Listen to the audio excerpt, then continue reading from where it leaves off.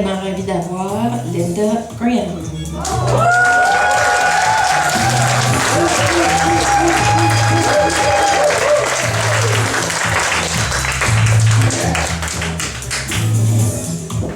Good evening, everybody. Good evening. I'm an only child, as we say in French, un enfant unique. My father was also an only child.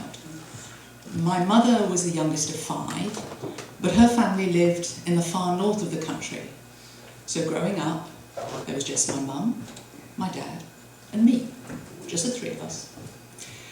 And so maybe not surprisingly, we called ourselves the 3 Bears.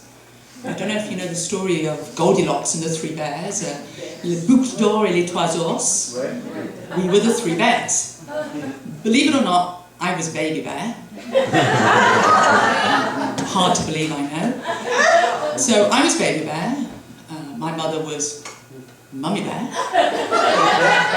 my dad was Dad Bear. And our whole lives, that's what we called each other. My parents would telephone, "Hi Baby Bear, hi Mum Bear. Oh, is Dad Bear there?" That's what we did, like our entire lives. So we were the 3 Bears. My father, Dad Bear, had 3 very particular interests in life. Firstly, he was a chef. That was his profession. So he worked his entire life in the kitchens, and he loved it. He absolutely loved cooking. And even after he retired, he would love to cook for my mother.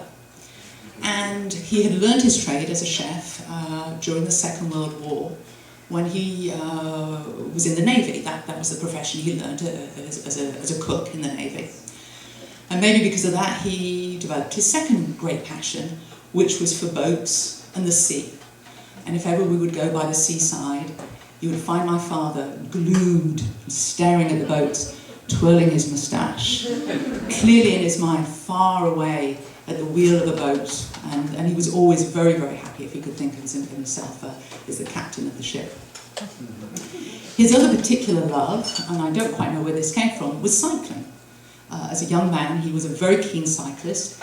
He competed in events, and as he got older, when it was no longer able for him to compete, a big highlight for him every year would be to watch the Tour de France on television. That was his big thing. Again, he'd be absolutely glued to the television. My mother, by contrast, hated to cook. Got seasick as soon as she set foot on a boat, and never did learn to ride a bicycle. Her particular passion was doing crosswords, les mots croisés. The more difficult, the better. You know the ones where you don't even understand the clue, let alone know what the answer is. And my poor father hated crosswords, couldn't get it, at all. But when he retired, my mother basically decided it was okay to do simple crosswords. And so every morning after breakfast, my mum and dad, Mum Bear and Dad Bear, would sit in their little garden at home, and my mum would get out the newspaper and she would read the clues. And it was very rare that Dad got the clue, but my mum would come up with the clues and they would fill in the crossword, and they really enjoyed that. If I think back, I sort of take after my dad. I have to admit, I'm not very good at crosswords either. But there's many ways where we really did have a lot in common. I got my love of cooking, I think, from Dad, and we always had a good relationship. I think an honest relationship and an open relationship, to the point that, in fact, after my dad died, my mum actually told me that she'd always been slightly jealous of the relationship that my father and I had, that she felt that I had preferred my dad over her. And isn't it weird how, even in older life, we come to discover things about people who we think we know very, very well indeed, and we discover these things. But I'm getting ahead of myself. As I said, my dad and I had a pretty solid relationship, and an honest one. And so it was my dad who telephoned me one day to say he'd been to see the doctor, he'd had some tests, and had been diagnosed with cancer.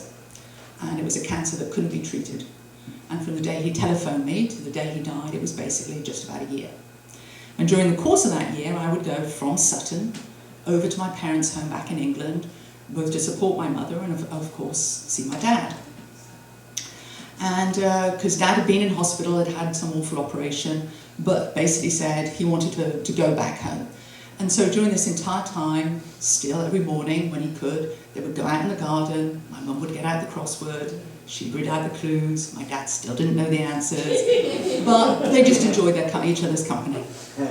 Anyway, it was when I was there one time, a lady from the local hospice came to see my dad to basically say, did he want to essentially finish his days in the hospice?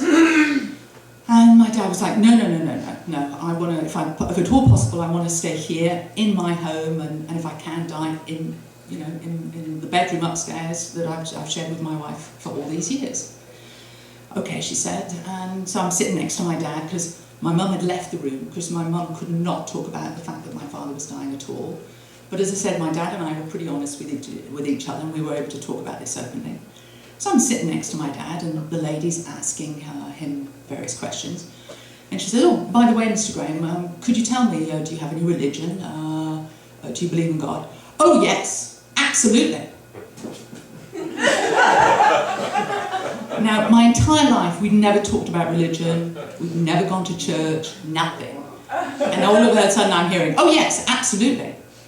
And then my father continued, and I can tell you why I believe in God. Absolutely, I have proof. So he said, when my daughter Lynda, I'm sitting there right next door to him, when my daughter Lynda was very small, like very small indeed, she caught meningitis. And still to this day, I mean, a very, very serious illness. And he said my daughter was taken into hospital, and it got to a point where the doctors told my wife and I that it was very possible that your daughter was going to die, because it's she's that ill.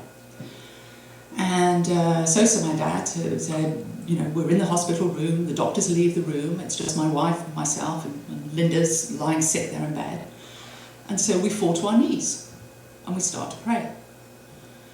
And at a given point, this sort of light appeared in the room, this warm light, and we saw this voice basically said to us, your daughter's going to be okay.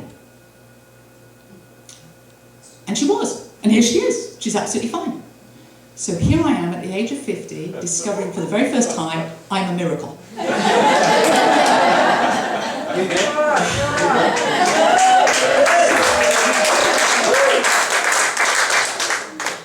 Who knew?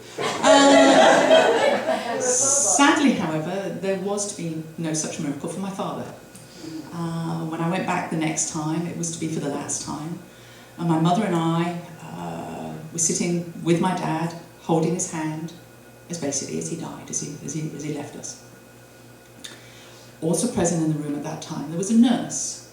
And the nurse said, if you and your mother would like to go downstairs and, just relax a moment, I'll basically prepare your father's body.